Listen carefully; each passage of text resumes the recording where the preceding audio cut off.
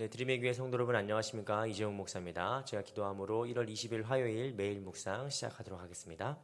주님 은혜와 사랑에 감사드립니다. 오늘 하루도 우리에게 새 생명을 허락하시고 새 호흡을 허락하심에 감사드립니다. 주님, 저희가 이 아침에 눈을 뜨고 일어나 하나님 말씀을 먼저 찾는 은혜를 더하여 주심에 감사드립니다. 하나님 말씀을 받되 간절한 마음을 받게 하시고 이 말씀 우리 삶의 빛으로 삼고 길로 삼아서 좌루나 우루나 치우치지 아니하며 그 말씀 따라 살아가는 주님의 백성들 다 되도록 주님 인도하여 주시옵소서.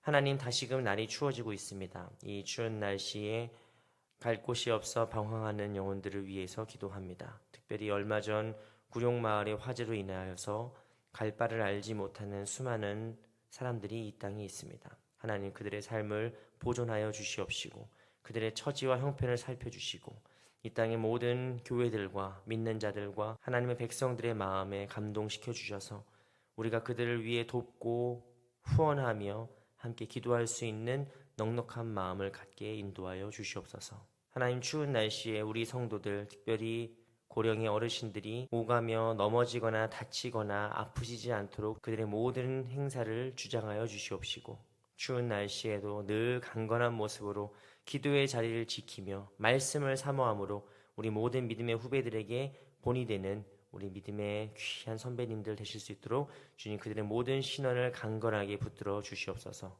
모든 것 주님께 맡기오며 예수 그리스도의 이름으로 기도드리옵나이다. 아멘. 네, 오늘 우리에게 주신 하나님 말씀은 구약성경 신명기 32장 45절에서 46절 말씀입니다. 신명기 32장 45절에서 46절까지 말씀 제가 봉독해 드리겠습니다. 여러분은 각자 계신 곳에서 하나님 말씀 함께 봉독하시기를 바랍니다.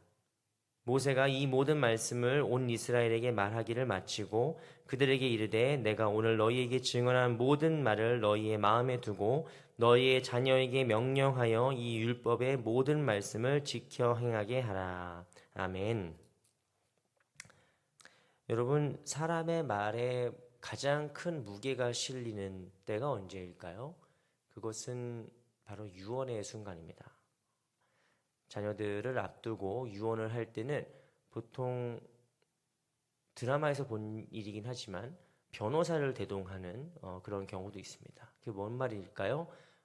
유언에는 법적 효력이 있다는 얘기입니다. 유언을 할 때는 쓰잘데기 없는 잡담이나 농담을 하는 경우보다는 자녀들에게 정말 엑기스 같은 삶의 진액이 담겨있는 심지어 유산이랄지 어떤 그 다음의 상속을 생각해서라도 가장 본질적이고 중요한 얘기를 그 유언의 순간에 하는 법입니다. 오늘 본문의 말씀이 바로 그런 내용이죠. 저희가 수요일마다 신명기 강의를 하고 있고 지금 공교롭게도 계속 십계명을 강의를 하기 때문에 지금 약간 그 의미가 퇴색되긴 했지만 신명기 말씀은 기본적으로 모세의 유언이라 봐야 됩니다. 이스라엘의 위대한 지도자요 하나님의 사람이었던 모세가 자신의 인생을 마무리하면서 이제 이스라엘 후손들에게 약속의 땅을 바라보면서 마지막으로 권면하는 유언 같은 말씀이 바로 신명기이죠. 모세가 백성들에게 남겼던 말은 무엇일까요? 내가 옛날에 홍해를 갈랐어. 니네 그거 못 봤지? 라떼는 말이야. 그래서 라떼 얘기를 하는 게 아니라 아니면 너희 이제 이 광야 고생길 끝이고 너희들 유업으로 약속의 땅을 받게 될 것이다. 이제 다 잘 될 것이다. 뭐 이런 아주 장밋빛 미래 같은 것만을 말하지도 않습니다. 모세가 이스라엘 백성들에게 말하는 가장 중요한 유산은 무엇이냐? 오늘 우리가 읽은 46절 말씀 내가 오늘 너희에게 증언한 모든 말을 너희 마음에 두고 너희의 자녀에게 명령하여 이 율법의 모든 말씀을 지켜 행하게 하라. 모세의 유언은 무엇입니까? 내가 옛날에 얼마나 대단했던 사람이었는지에 대한 무용담도 아니고 이제 앞으로 다 잘 될 거라고 하는 낙관주의적인 전망도 아니고 지금 오늘부터 너희가 목숨을 다해서 지켜야 될 것이 무엇이냐? 바로 하나님의 말씀이다.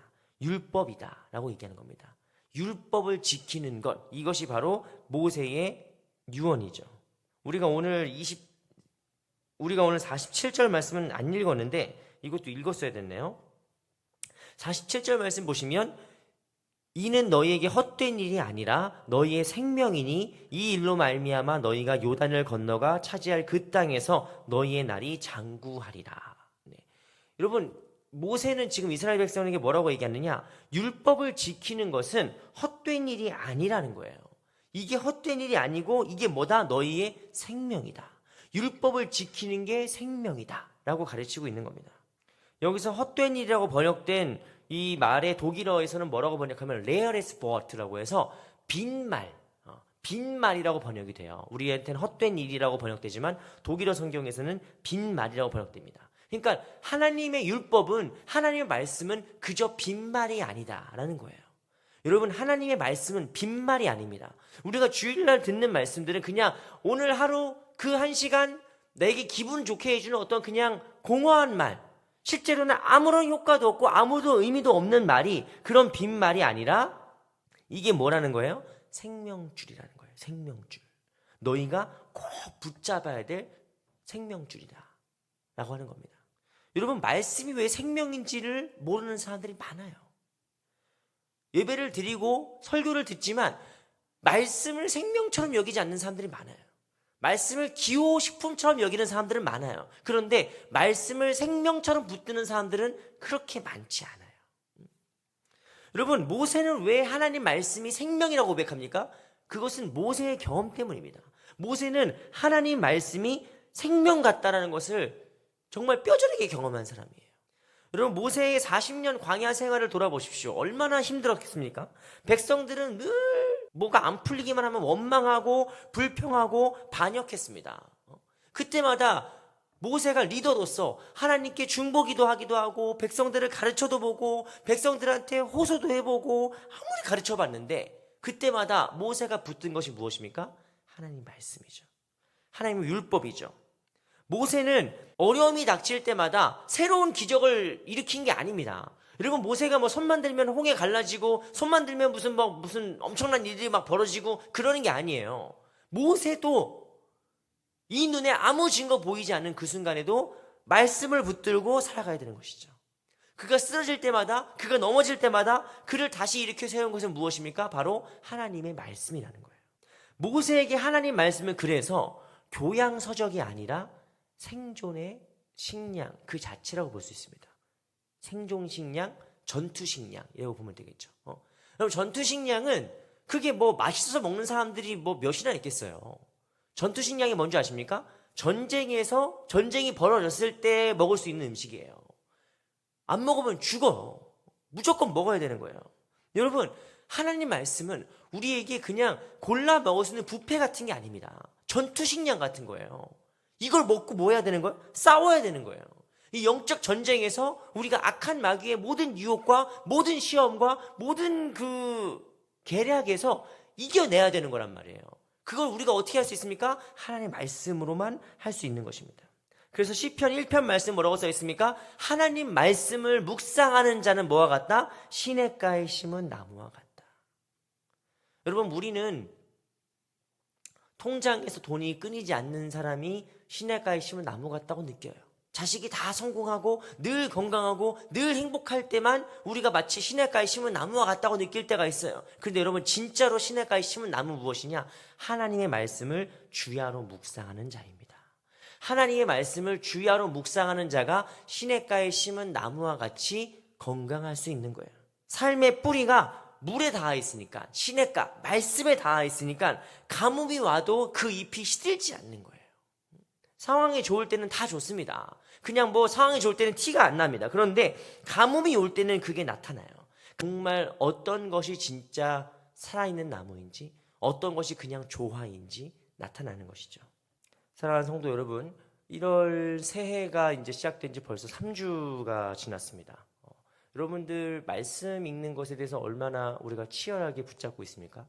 사실 저만 해도 이제 엊그제 위임식까지 교회에서 뭐가 계속 있으니까 매일 뭐 공사도 있고 막 청소도 있고 무슨 약속도 있고 하니까 계속 이제 업체도 만나고 막 하면서 정말 바쁜 일상을 보냈어요. 뭐 저뿐만 아니라 더 바쁜 분도 많았지만 어쨌든 간에 이 우리 교회가 제가 부임하고 나서 정말 계속해서 뭐가 막 일어나서 저 심지어 얼마 전에 집에 보일러도 고장 나가지고 갑자기 뭐 난민 된 것처럼 이렇게 막 짐 싸서 애들 태우고 막 처갓집 가서 잔 적도 있고 뭐 아주 장난 아니었습니다. 그런데 그렇게 바쁠 때 사실 제가 놓친 게 있어요. 그게 뭐냐면 말씀을 치열하게 잡아야 되는데, 말씀을 더 치열하게 붙잡아야 되는데 그냥 다른 일정이 우선이 돼버리는 거예요. 우리가 말씀을 묵상하는 것을 그냥 신앙인의 교양 정도로 생각한다면 그 말씀은 우리에게 힘이 되지 않습니다. 여러분, 우리가 굶으면은 힘을 못 쓰는 것처럼 우리의 영혼도 마찬가지입니다. 말씀을 먹지 않으면, 말씀을 묵상하지 않으면 우리가 이 세상을 살아낼 그리고 승리할 능력을 얻지 못하게 되는 것입니다. 그래서 여러분, 우리는 성경 말씀을 숙제하듯이 읽는 게 아니에요. 밀린 숙제하듯이 말씀을 읽는 것이 아니라 밥을 먹듯이 이 말씀을 들어야 됩니다. 밥을 먹듯이 우리가 이 말씀을 묵상해야 됩니다. 여러분, 밥은 많이 드시는 분도 계시고 조금밖에 못 드시는 분도 계시지만 중요한 건 뭡니까? 제때 먹어야 돼요. 밥은 제때. 많이 먹는 것도 중요하고 뭐 조금 먹는 것도 중요하고 뭐 간헐적 단식도 중요하고 다 중요한데 밥은 뭡니까? 반드시 제때 밥을 먹어줘야 되는 거예요. 마찬가지로 이 말씀 묵상도 이것이 우리에게 빈말이 아니라 생명이라. 이 말씀 묵상이 우리에게 생명이라는 사실을 알고 우리가 이 말씀에 더욱더 절실하게, 절박하게, 간절하게 그리고 진지하게 이 말씀을 대하고 접해야 될 줄을 믿습니다. 사랑하는 우리 드림의 교회 성도 여러분, 여러분 계신 곳에서 말씀을 묵상하는 거룩한 습관이 우리에게 올 한 해 마음속에 뼈에 새겨지길 바랍니다. 우리 드림의 교회의 이 매일 묵상과 또 예배가 바로 여러분의 그 말씀을 생활화하는 데에 쓰임받고 또 더 큰 도움을 드리는 것이 여러분들이 말씀을 더 가깝게 하고 말씀을 생활화하고 말씀을 동행하는 데에 큰 도움이 되기를 주님의 이름으로 축원하고 저도 더욱더 열심히 정진하겠습니다. 제가 그럼 기도하겠습니다. 주님 은혜와 사랑에 감사드립니다. 하나님의 말씀을 우리의 생명처럼 붙잡는 저희가 되게 하여 주시옵소서. 하나님의 말씀을 우리가 늘 가까이 하고 그 말씀과 동행하고 살아가는 저희들 될 수 있도록 인도하여 주시옵소서. 우리의 계획과 우리의 일정과 우리의 모든 것들을 먼저 다 해놓고 하나님 말씀을 부차적으로 생각하는 자들이 아니라 하나님 말씀부터 우리가 먼저 붙들고 그 말씀을 먼저 묵상함으로 오늘 하루를 충실하게 이행하는 저희들 되게 하여 주시옵소서. 그래서 우리의 삶이 시냇가에 심은 나무와 같이 철을 따라 결실을 맺으며 늘 날마다 푸르른 우리의 삶이 되도록 주님 인도하여 주시옵소서. 모든 것 주님께 맡기오며 예수 그리스도의 이름으로 기도드리옵나이다. 아멘. 네, 오늘도 여러분 계신 곳에서 하나님 말씀과 동행하는 저와 여러분 모두가 되기를 주님의 이름으로 축원합니다.